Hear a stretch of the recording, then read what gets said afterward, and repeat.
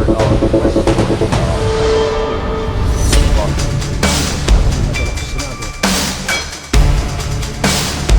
course, have a very large industry. Where are the influence of foreign military in the department? For having me on. Welcome back everyone dito sa latest episode ng Deep Dive. Kasama po natin ang former Associate Justice Antonio Carpio. Pag-usapan natin, we already had the discussion about yung gulo sa Senado for the past 2 weeks, but today we want to catch up on the latest developments, including itong non-ruling ng Supreme Court. Para i-analyze yan, Justice Carpio, thank you so much again for joining us. Justice Carpio, bago natin puntahan again yung debate around quorum and all of that, could you just illuminate for us, kasi luminary ka, kaya illuminate for us, ano yung significance ng ruling ng, or non-ruling ng Supreme Court? What was the context of it not actually ruling on the quorum and Senate leadership question? Well, it's a technical issue. The petitioner does not have standing to sue because he is not involved in the dispute. I mean, he's not a senator, and this is a dispute between among senators. No, so not everybody can just file a case.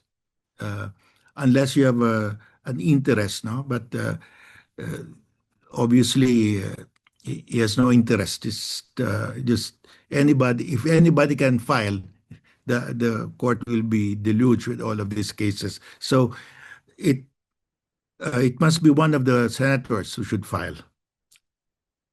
So basically, hindi competent yung person to file this.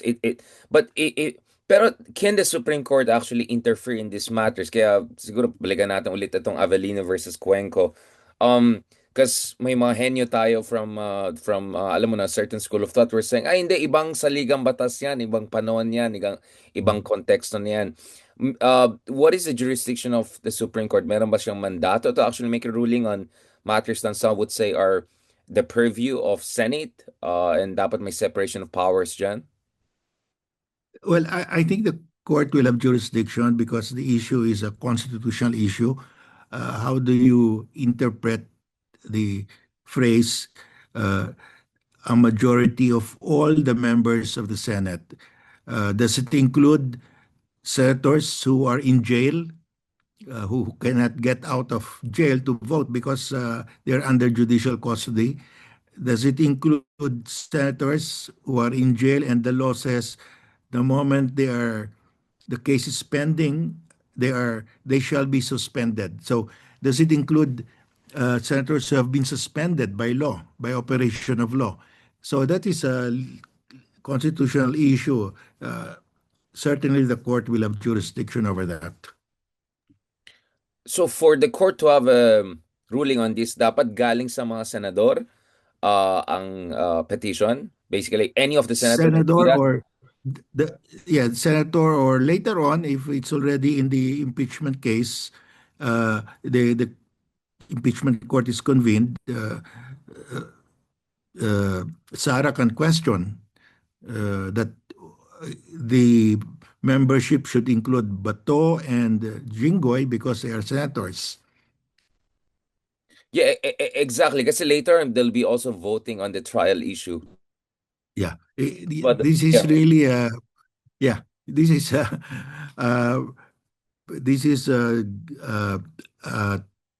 what you call this. This is a dry run for the voting in the impeachment. How do you count the 16, the 2/3 vote? Does it will it include Bato, who is hiding, and will it include Jinggoy, who is detained under a non-bailable offense? He cannot go out. So that is the issue. well, it could get worse, no? Justice, by the time that I don't know kailan ba kasi baka wala na matira. Right. By the time it reaches the court, there might be two more who will be facing plunder cases, non-bailable. Yun nga, Justice, parang every week na nag-meet tayo, nabawasan ng isa yung Duterte na lang. baka do 3 na lang matira by the time we discuss this issue. So, do we have any precedents? I mean, if there's anything that precedents tells us from 2015, from the Avelino Cuenco case, um, without, of course, prejudice to potential future prospective Supreme Court ruling on this issue, what can we say from past decisions and jurisprudence, Justice, in Well, terms of how to count? in Avellino, the court said if you are outside the coercive power of the Senate, you will not be counted uh, if you are abroad. No, so there is a precedent, and I think that still holds. And the recent ones are Trillanes versus Pimentel, because Pimentel was detained under a non-bailable charge of coup d'état, and he filed a case. He reached the Supreme Court, and Trillanes said, "I should be allowed to attend sessions." So here is a guy who was issued a warrant of arrest, no bail, because coup d'etat is non-bailable. He is in jail now, and he wants to attend sessions and to vote. The court said, the moment you are in judicial custody for preventive detention because of a crime, you've been charged with a crime, you cannot hold office. You cannot hold public office.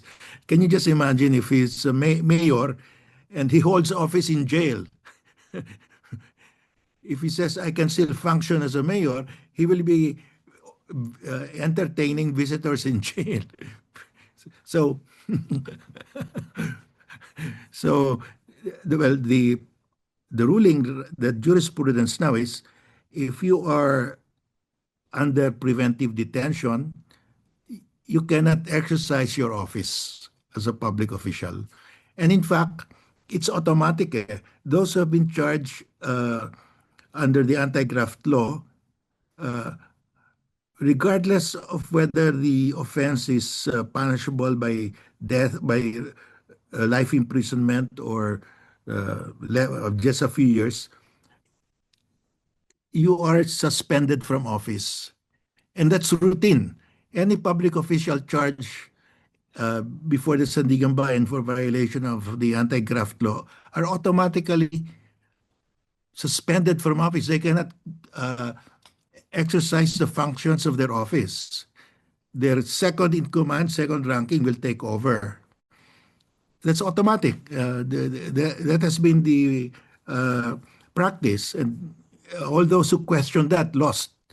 The last case was Bunya versus Scarial.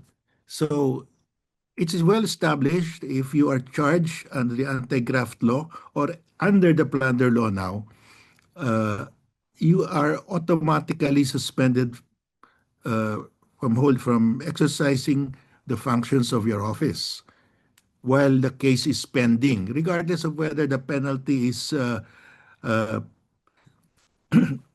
reclusion perpetua or less than reclusion perpetua.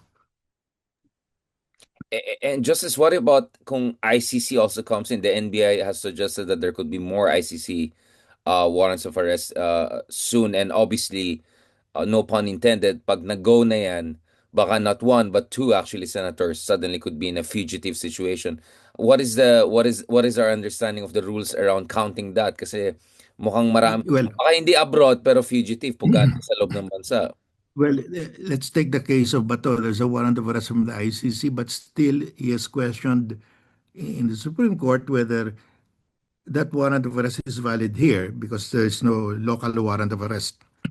But one scenario is when he's arrested, he's put in a plane and he's brought to The Hague before he could go to the Supreme Court, before a TRO could be issued. So it's just like Duterte. It becomes moot and academic because he's already outside the jurisdiction of the Supreme Court.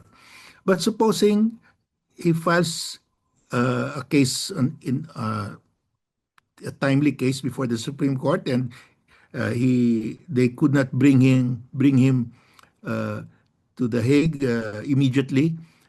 So we will have the issue in the Supreme Court will be whether a local warrant of arrest is needed.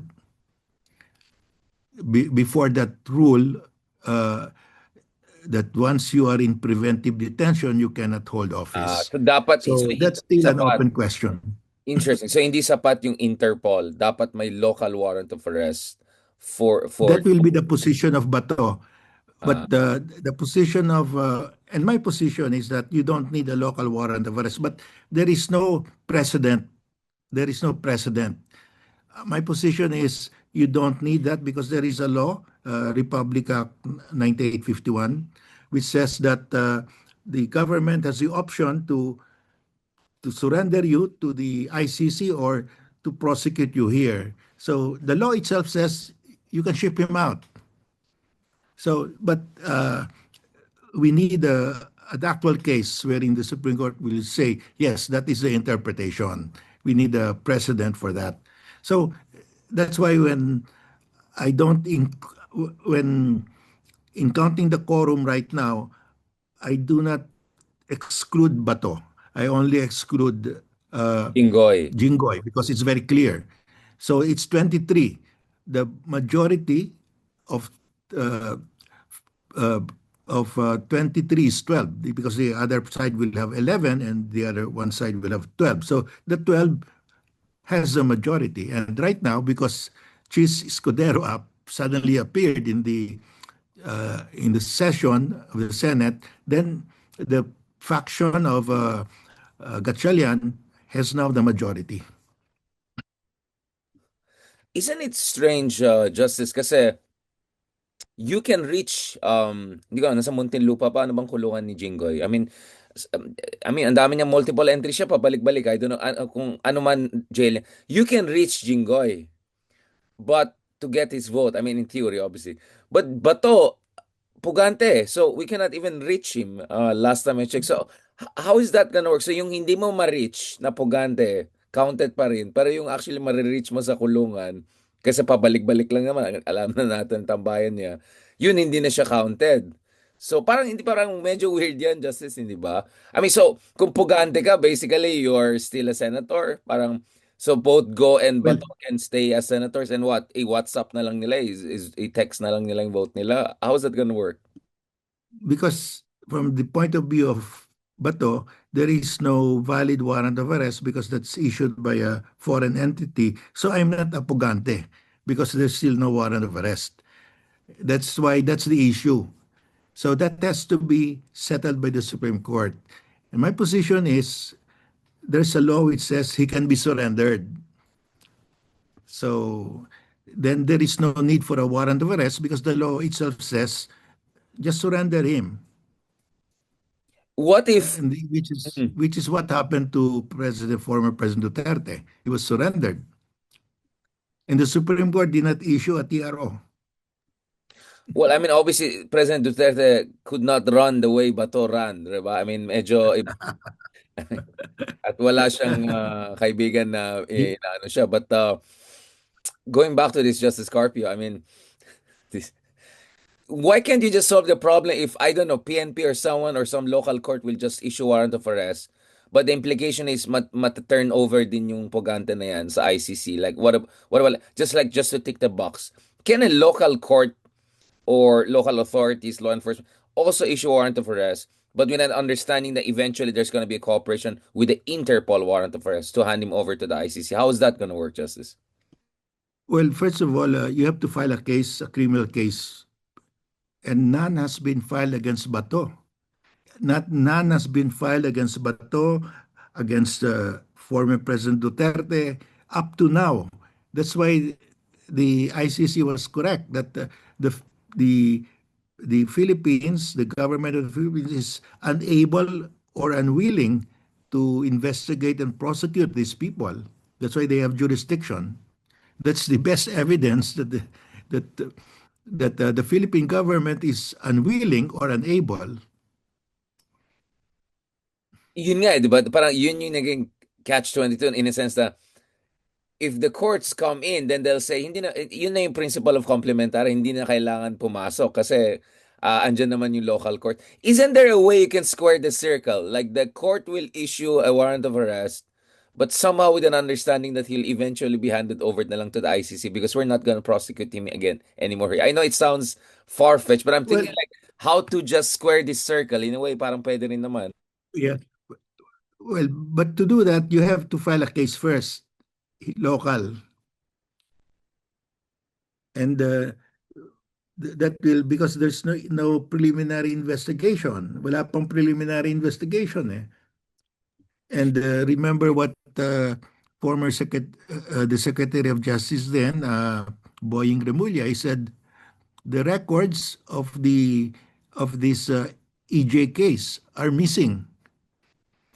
There are no records in police precincts. He said.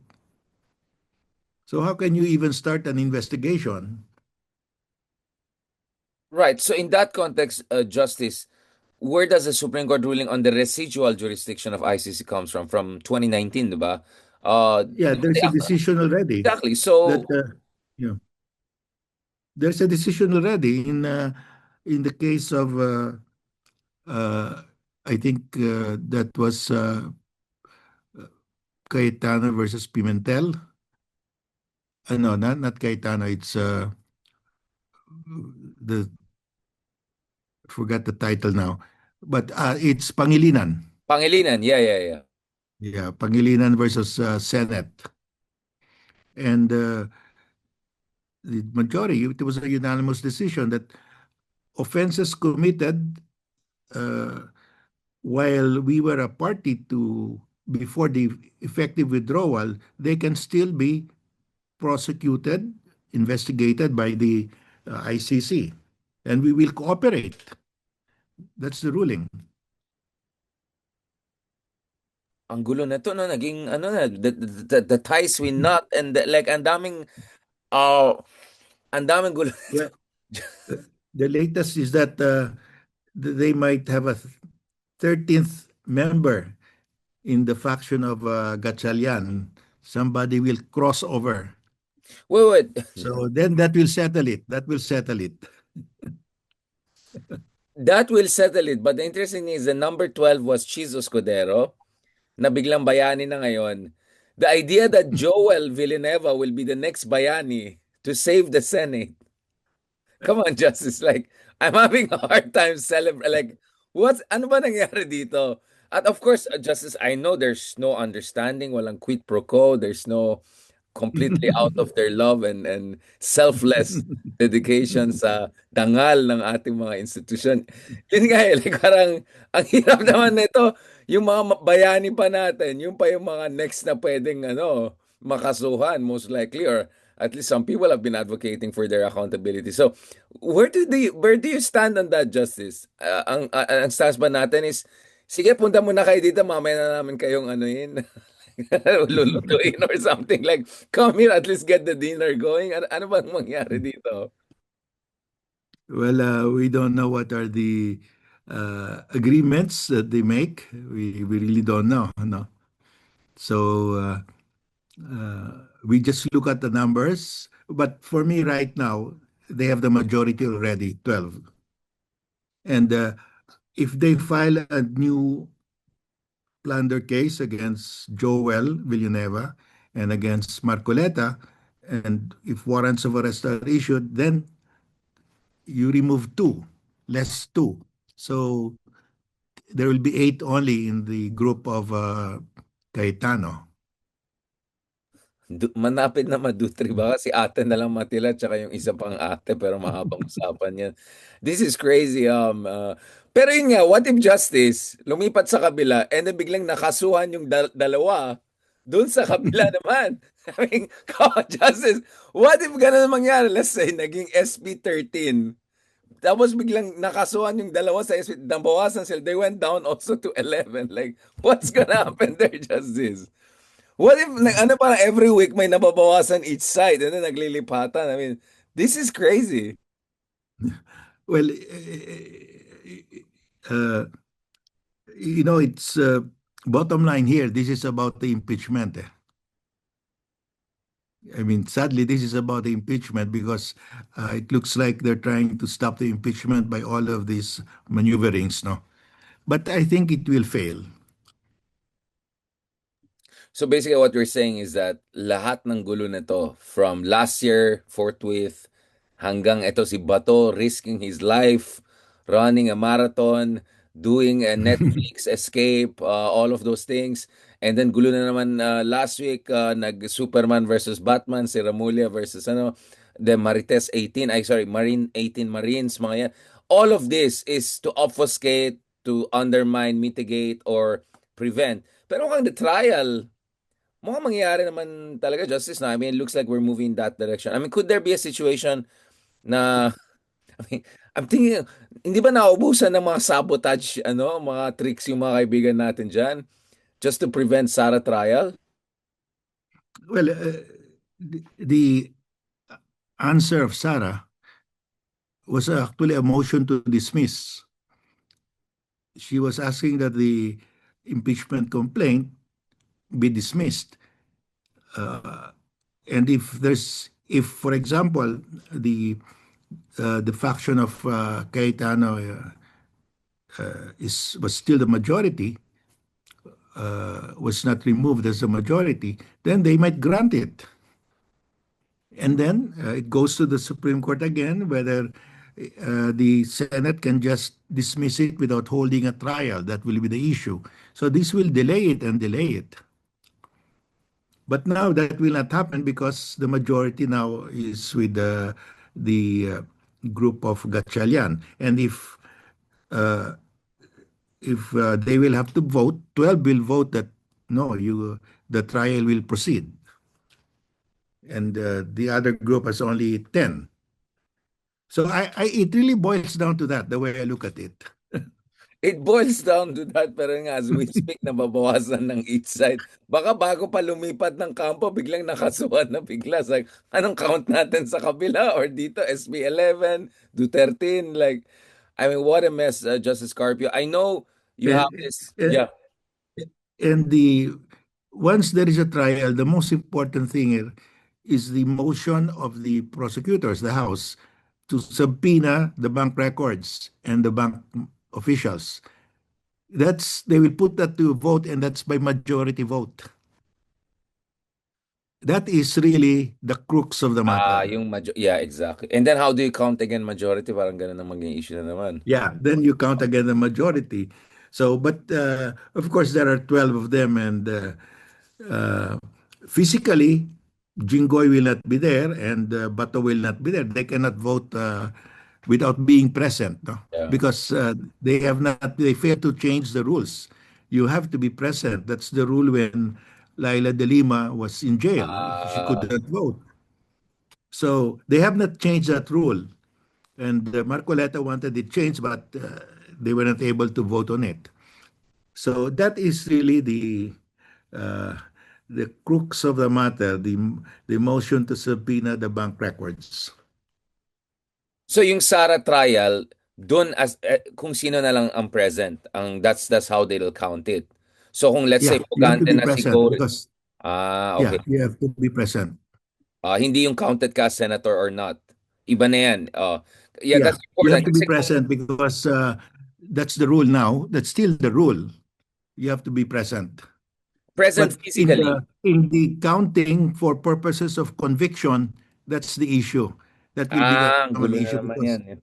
because it requires an affirmative vote of 16, assuming that there's a full Senate. So the question is, will you exclude Jinggoy because he's in jail? Because the law says he is suspended. Does suspension include that he cannot vote? That's also the ruling in Trillanes, because the court said you cannot attend sessions, you cannot vote because you are under detention. So they will still question that, of course. They will try to reverse Trillanes' ruling, but that is the ruling as of now. Wow. So we don't even know how the count will be counted. Like which count will count. Parang kumbaga yan ang problema natin justice ngayon, di ba, as we speak. Yeah. for purposes of the during trial, yung mga motions lang to approve the motions, majority lang. The ordinary majority of those present. So, kung 12 lang present, then 7 would do. Parang ganun. Yeah, because only a Or majority 6 of the actually. quorum can Yeah. can can, can adopt a resolution, no? A simple majority of the quorum. The quorum could be 12 or 13, so a majority of that will be 7. 7, yeah, exactly. But, dun sa conviction, kailangan mo ng It, majority ng lahat ng yeah, senador. it has to be two-thirds, fixed two-thirds of whatever is the the Senate at the time, no? In other words, well, if somebody died, you have to remove him. It's so Yeah, clearly you will say only 23 if one died. right. So But two-thirds of if 23. yeah, but if he did not die, he was just brought to the jail and couldn't go out. Will you count him? That's the issue Yun now. nga eh. And then, of course, to complicate fair, kung yung iba, pugante naman, ayaw magpakita physically. Pero di ba parang Marcoleta was pushing for parang WhatsApp chat na lang nila yan, parang you can Yeah, vote yeah. online. Yeah, online vote. Parang ano, loto. Parang parang you're betting sa ano sa online gaming. Yan nga, ginawang bingo ang, ano, na e-bingo ang trial natin. So, these are unresolved issues. So, eventually, Justice, you're expecting the Supreme Court has to really come in. I mean, I just don't see how the senators can resolve it among themselves. Parang ang gulo na to. Well, on the majority of the all the senators, 13 is clearly the majority of all, no? Assuming a full Senate. But there could be a 13 soon because the talk is that Joel Villanueva will transfer. So we set that aside. That will be the the next issue will be uh, what is two-thirds of the Senate for purposes of conviction. In light of the fact na at least one pugante, at least isang nakulong ngayon, at Yes, potentially as two of or now. three more, yeah, two or three more, if Yeah. not more, ang pwede rin Mm. maging pugante or makulong. And then there's Mm. also the online one. What is your fearless forecast, Justice, in terms of will the Supreme Court even come in and based on again precedents dito, ano yung angulo na pwede pumasok ang Supreme Court? Kasi Justice, I'm just trying to figure out if there's a way out of this Yeah, mess. Kasi the way I look at it, gugulo lalo ito eh. Lalala yung problema sa Senado eh. yeah. If no one will transfer to the Gatchalian faction, they remain 12, it's likely that the case will reach the Supreme Court. And so the issue there is, do you count Jinggoy and Bato? That will be the issue there. Oh. And then later on, kung dadami pa yung mga pugante, ano? Dadami pa. Yeah, yun nga, dadami pa. Ano bang timeline we're looking at for the trial? Hindi pa dapat soon dapat yung trial ni Sara Duterte? Like what, July? Well, I think that's July 8th or something will be the pre-trial. Right. This will not be open to the public. It's just the lawyers. And then they will have to set it for trial. And we hope that in the meantime, the ombudsman makes also some moves, no? Are you happy with Ombudsman Remulla? Like between the two Remulla brothers, sinong mas impressive sa'yo, Justice? Yung Well, nagtulak ng 18 Marines plus Robin Padilla mag-isa? Parang hindi ko kayang well, tanggapin or si ano? well, hands down, it's of course Boying is proving his worth now. No, is he was able to at least deliver on the plunder cases, one down and two or three more to go. Oh, at saka si Curly din, no? Nahuli din si Curly I'm pinaano rin si Curly. Yeah, and that's the other thing there. He might come out with 150 names. Baka maubos lahat ang mga congressman and senators natin. yun nga eh, parang, yan ang worry ko eh. Parang ano na talaga eh.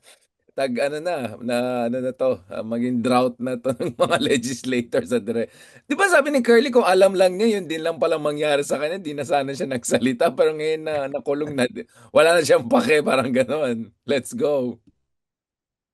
Yeah, right now, he's the most dangerous man in the country. He can bring down a lot of senators and congressmen. And he might have the receipts, ha? May mga resibo Oo, siguro siya. yeah, correct. That's why protect Curly, no? I mean, seriously, Justice. I mean, by the way, yung 18 Marines na yan, Justice, like, what is your do they seem convincing to you? Kasi paiba-iba sila ng sinasabi. Bakit parang sabi ni Raffy Tulfo, bakit hindi sinasama si Solar Mom? Ay, sorry, si Lagarda, ganun. Tapos sabi nila, ay, hindi naman kasi nila nakita na pumasok daw yung maleta kasi nilagay lang daw sa gate tapos may nagdala. I mean, what is your read of this whole 18 Marines? 18 Marines or 18 Marites? I mean, meron We bang lost legal you. way? Now, can you hear me, Justice? Ngayon, may hindi natuwa yata sa sinabi ko. Can you hear me, Justice? 1 second.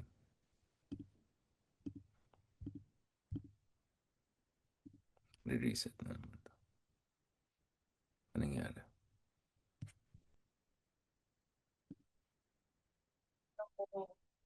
Ayan, just sorry. Nag-reset na naman yung internet ko. So just to close on this.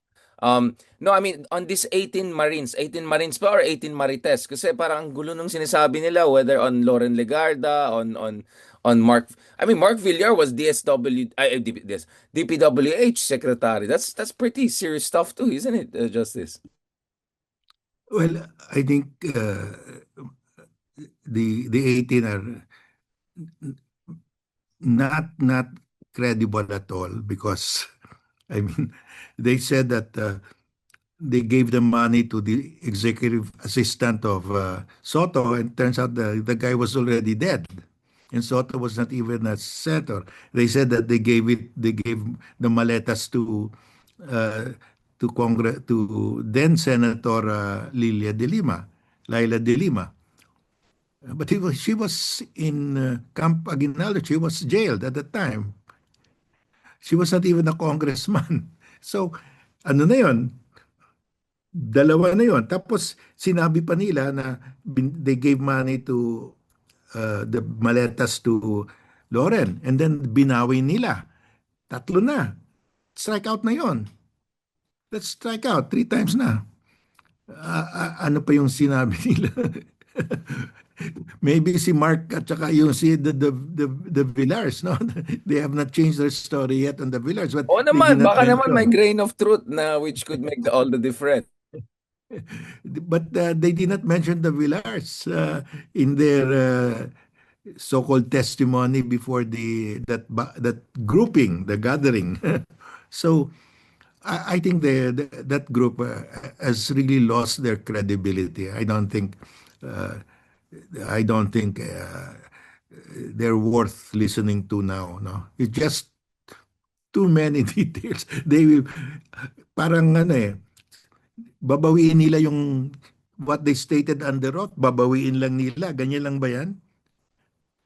Which brings me really to the final point, Justice. I know it has been a long day. Tanong ko lang, yung nangyaring, yung nagtulakan sila, si Robin Hood Padilla, ganyan. Tapos yung sinabi ni Erwin Tulfo na, sasampalin niya yung kabila kung nakialam sila. Is there any law kung if ever maging physically abusive sa isa't isa itong mga senador na to? Because I'm not ruling out anything na at this point. Yung mga Tulfos are like really tinutulfo na nila yung yung Duterte na eh.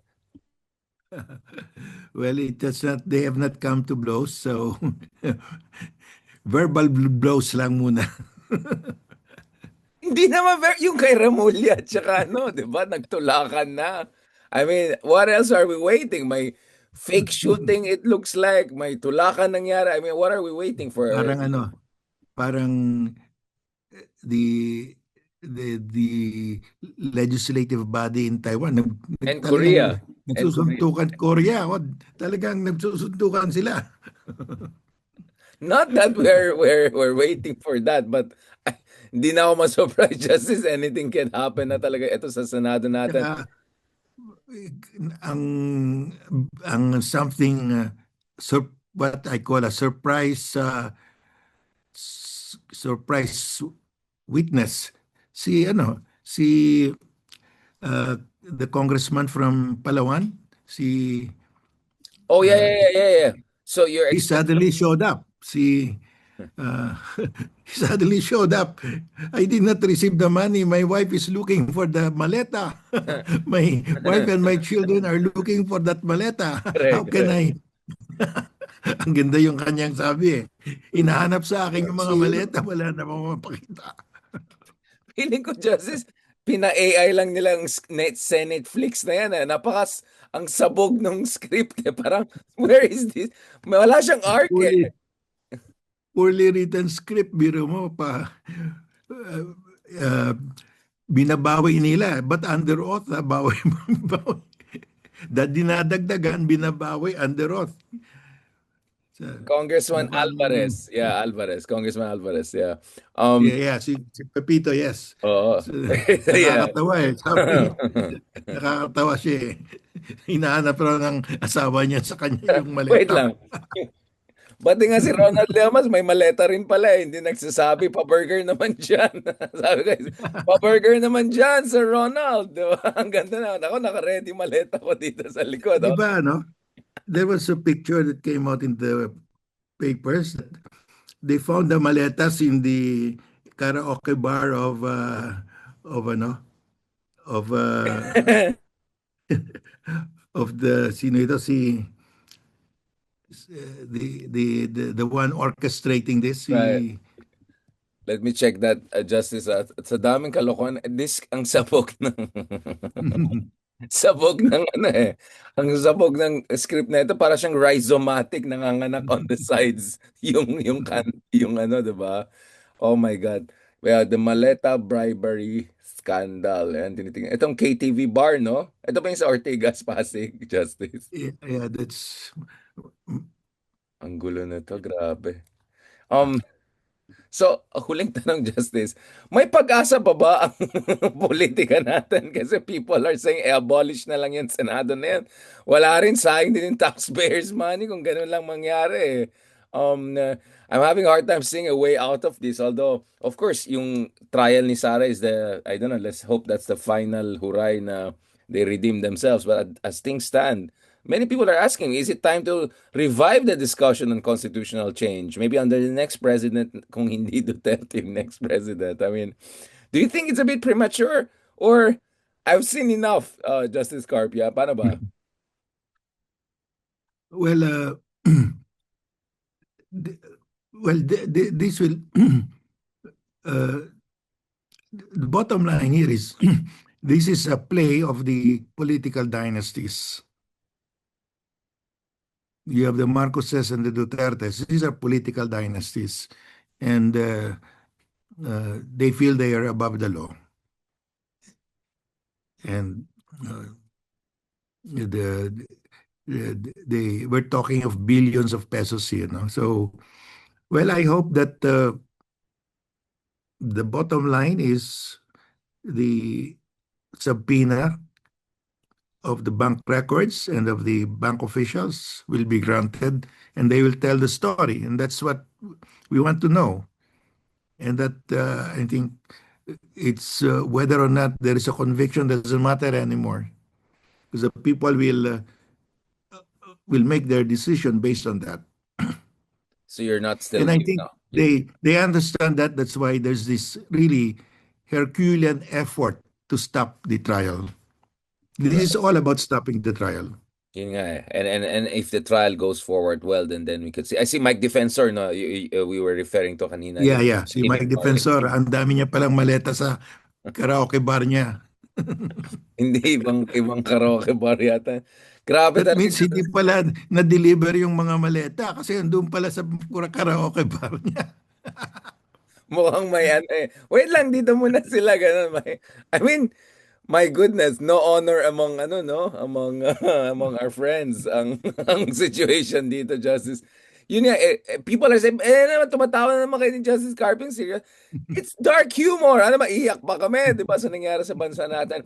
But Justice, I'm glad that you're holding out still hope and saying, hintayin muna natin yung trial. That will be important. I also agree with your colleague, Associate Justice Ronald Llamas, na, na uh, BBM will be under pressure next month sa SONA niya, no? He has to show something. Kasi last year, SONA niya pinabuking itong flood control. So if he doesn't have something big to show by next month, he's gonna be in a very, very tough spot in his final year in office or so. So the deadlines are coming. So Justice, are you cautiously optimistic na by July we'll see some big, big inflection point potentially sa ating politika kasi medyo nakawala ng gana at saka na ano na nakakabaliw yung nangyari sa ating bansa eh. Well, the inflection point for me will happen when the bank records are submitted and the bank officials will be required to testify. That is the inflection point for me. 100%. This time that's going to be the difference, diba, from last year. It's the bank Yeah. records and that I think could have a lot of Yeah, impact. you cannot argue against that. It's hard to argue with money. Thank you so much, Justice Carp. I know it was a very long day. Kaya pagod tayo para pati si Defensor hindi natin. Ano, ayan, si Mike Defensor, KTV Bar. Lumalabas na dito sa ano ko, sa Google ko. Thank you so much, Justice Carpio. Maraming salamat. Looking forward to catching up with you in person in the coming week sana with the rest of the gang. And hopefully by July, we can break down yung parang ginawa natin live, no? Dun sa Yeah. arrest ni Digong. Let's do a live with the rest of the gang dito sa trial ni Sara Duterte. Thank you very much, Justice. God bless and have a lovely evening. Yeah. Good night and thank you, Richard. Salamat, sir. Thank you very much, Justice.